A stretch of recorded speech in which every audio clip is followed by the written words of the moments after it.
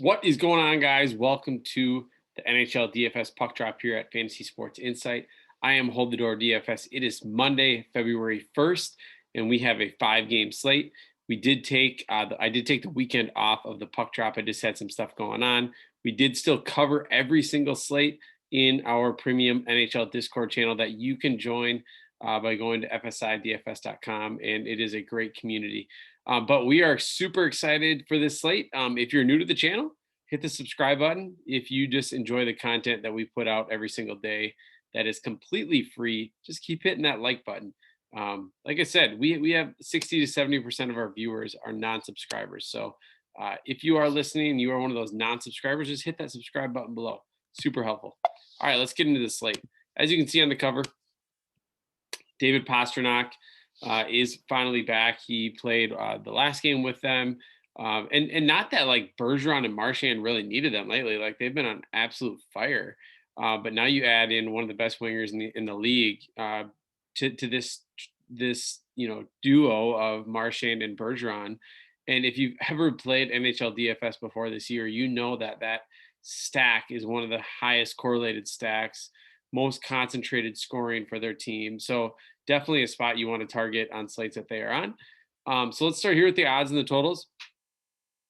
Canadians and Penguins 3.4 implied total, and both of them just in probably the higher higher paced game environments, looking for those higher totals where you see the Lightning down at 3.1, even though they're the biggest favorite. I just think that's going to be a pretty slow paced game, honestly.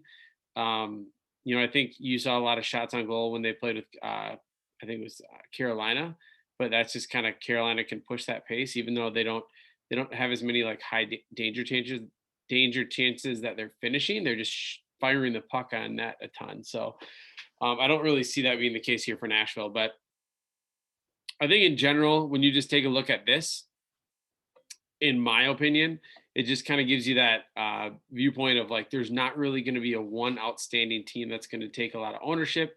There's nobody that you need to like just prioritize only based on odds. But I do think you can look for, Pittsburgh and the Rangers is going to be like a pick'em game, and it's going to be a high event hockey. So let's get into the slate. There is some big injury news that I will get to at the defender position, and then we'll continue to look at other places. Now, this is the first slate that we don't have Matthews, McKinnon, and McDavid in a while. We might have one other slate, at least that doesn't have any of those three. So that puts Patrice Bergeron as the most expensive center on the slate. And at 7,800, I think his form is absolutely insane. And now you give him Pastrnak back, I think he is firmly in play. Now, I will say that I do think there is a lot of other great plays here. So I don't think he is a lock like you would be locking in McDavid or McKinnon. But he's certainly a play. Scheifele is probably GPP only for me at this point, because I think I'd rather just go down a little bit further or pay up to Bergeron. But Braden Point, Tampa Bay Lightning, biggest favorite on the slate, obviously correlates super well with Stamkos and Hedman. I'm not really sure. I think, like I said, I think I prefer Bergeron over him, and I think Sidney Crosby and Micah Zibanejad, I think, are going to be in that highest game total matchup that I prefer both of them. And honestly, Zibanejad is really due for some positive regression. Crosby had the overtime winner in that last game. Obviously, this is what you have to take a grain of salt with Sidney Crosby. Obviously, phenomenal player. From a DFS perspective, his floor is low. If he does not get a goal or an assist, it is very unlikely he's going to have 5 shots on goal. Very unlikely he's going to hit the 3 block bonus. So you're capping yourself at like 10 points if he doesn't score an assist. Now, he obviously has insane talent like that he can do that. But I think him and Zibanejad, I like their prices, and I like that game environment. So I think that's where you can make some considerations. Now, you look with Pittsburgh here, you go to Malkin at 5.6K, who has been really struggling this season. But I think, again, like Zibanejad, if you know who the player is, the time on ice, those things haven't changed, then eventually that's going to come back. Now, I do think Malkin is suffering from not having better line mates that he's had in the past. Patrick Hornquist, Phil Kessel, some of these other guys where that has really benefited him. Now, he's obviously still a standout player himself, but I do think Sidney Crosby benefits from having Gensel and Rust on his line compared to Malkin having Zucker and Kapanen. So just a difference there. I think he's fine there. I love Monahan and Lindholm. I think Lindholm's a better cash play. Monahan's a better GPP. Lindholm has a great floor and has been putting up shots on goal, blocks, has been a part of a lot of goals and assists. Lindholm is not on the same line as Monahan. Lindholm is paired up to Chuck, but then they all play, those four play together on the power play unit. So some value here. We have Strome for the Rangers at 4K, probably my favorite of this group. Backlund is usually goal, assist, or bust, but he does have some decent equity there. And Kanemi, I think if I pronounce that right, for Montreal, has been really active third liner. I think still with Toffoli, if Toffoli's still on the third line come tomorrow morning. So, and I'm recording this, all these morning skates for sure will happen in the morning for a lot of these teams on Mondays. So make sure you check back lines and see for value. The winger position, Stamkos, 7,900. Again, probably just a pass for me here, even though the biggest favorite. I think I prefer the next four guys more, but I think in GPP, I don't mind pairing him up with Point and Hedman. Pastrnak, I love. He already got back to, he had the 5 shot on goal bonus the first game back.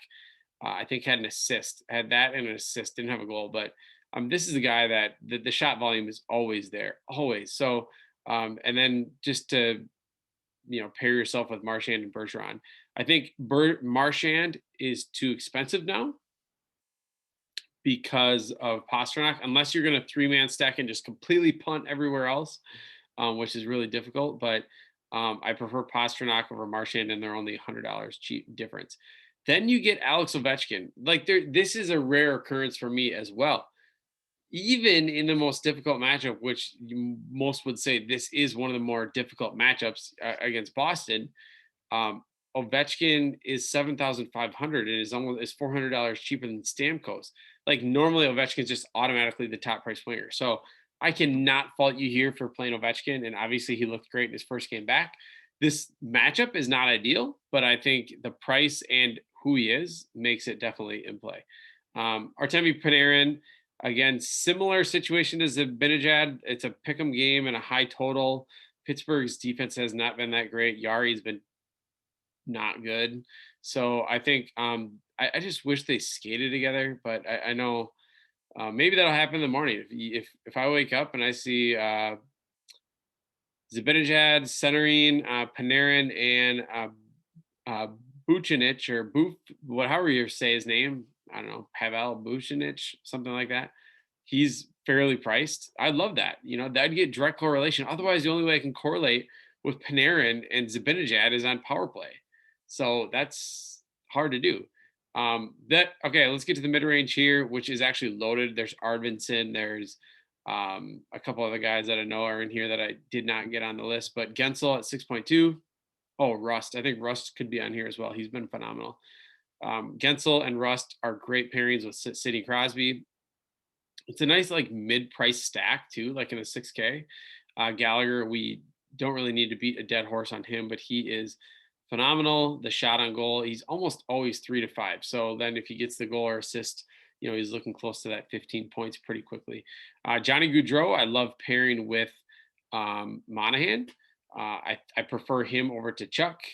But I do that's the tough part. Like in cash, Goudreau is a better cash play in my opinion than Tkachuk.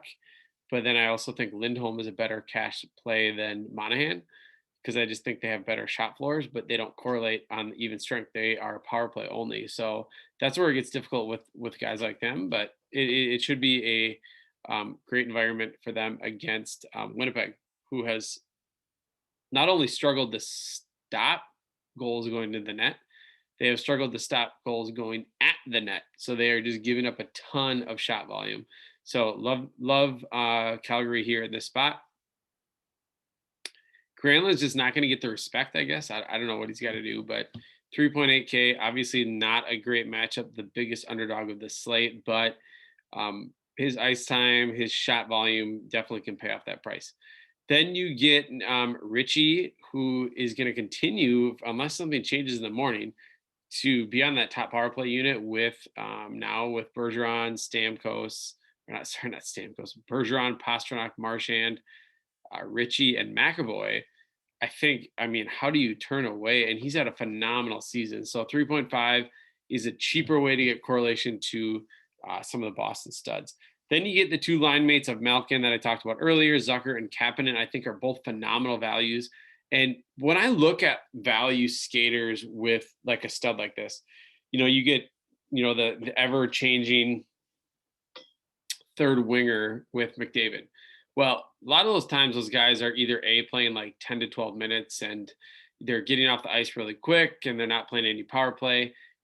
Those are the guys that are like goal or bust. You're not going to get much else, or an assist, like if they get a part of a McDavid goal, but here I think Zucker and Kapanen both not only play a lot, they're both like they're like 16 to 17 minutes of ice time a game. They got second power play unit time. They have good floors. They're playing with Malkin. I mean, these guys are phenomenal for their prices. So again, just another way to get a part of that game environment with the Rangers and the Penguins. So, all right, let's get into the defenseman. And this is where, I don't know, Sunday nights, whoever built the salaries for this slate, I don't know, I think they just accidentally clicked a 5 instead of a 6 for Yossi. I don't know really how he got priced at 5.7K. And not only that, I don't know how Ellis is 5.1. So those two, in my mind, will be super popular. The only reason they might not be as popular is what I'll get to here at the bottom. But the studs, I'm actually not that excited about, like Victor Hedman, John Carlson in not a good matchup unless you are pairing him with Ovechkin. Quinn Hughes just continues to be part of that power play unit for Vancouver that continues to score goals. So he has definitely elevated himself over Edler, over Schmidt, over Myers. Myers is out there a ton, but not, and Myers has decent floor too, but he's not going to see first power play time. So Quinn Hughes is great at 5.8. So let's get to Yossi. Don't need to spend a lot of time on him, but he's a stud. He's been priced at like 6.8 to 7K all season. And then all of a sudden he has a $1,000 price drop for no reason, really. Giordano is decent. My only hesitation with him is that Rasmus Anderson is the one that is getting the first power play time. So we've seen Giordano's time on ice used to be like 25, 26 minutes when he's playing all that power play time. And now he's on the second unit and he's seeing like 21 to 22 minutes of ice time. So a little bit harder to pay off that tag, but the upside for someone like him in a stack is really good. Ellis, phenomenal. I think, just a phenomenal cash play. The way he's performing, he gets power play time. He gets a ton of ice time. He kind of reminds me of like Edler, like the last couple of years, like where he doesn't need goal or assists. He's almost always getting the 3 block bonus. You add in a couple shots on goal there, he's already at 10 points. So value, Derek Forward is a block shot machine. I think he's fine here, but I like a lot of the other value better. So Schultz's day-to-day might not play, but if he does play, as I mentioned before, he is kind of the second best defenseman right now for Washington, and he has been eating up every single minute of the opportunities he's getting and playing phenomenal in the last 2 or 3 games. Then you get to Chris Letang being out. This is the biggest injury news of the slate, in my opinion. Obviously a lot can happen, but you have P.O. Joseph at 3,000, one of their rookies who had 3 assists in the last game. And Letang, I don't remember when he got injured, but obviously, Joseph playing 25 minutes of ice time plus overtime, was definitely more than the average. But you have all these 3 defensemen here for Pittsburgh. Now, in the morning, we'll figure out which one's going to be on that top power play unit. My guess is it's going to be Marino or Joseph. And then Cody Ceci is just going to be like a minutes eater and is going to block a ton of shots probably and just be out there a lot.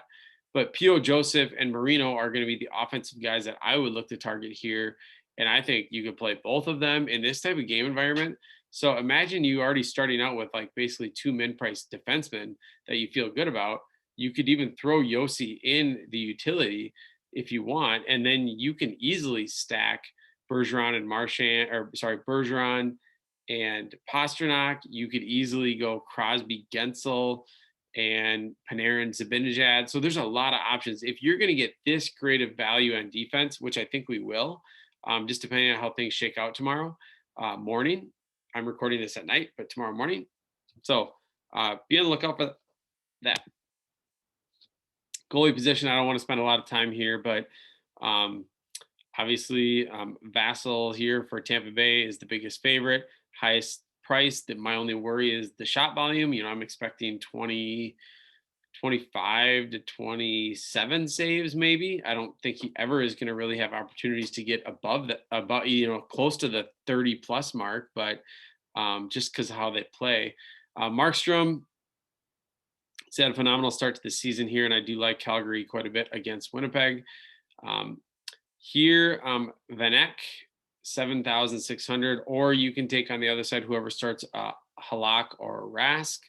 I just think the game is going to be so low scoring. I do think you're going to see some shot volume, so I think both of them are in play. Yari and Gorjabev, I don't know how to pronounce his last name for the Rangers. I didn't list him on here, but whoever starts for the Rangers, whoever starts for Pittsburgh, I don't think either is going to, stop.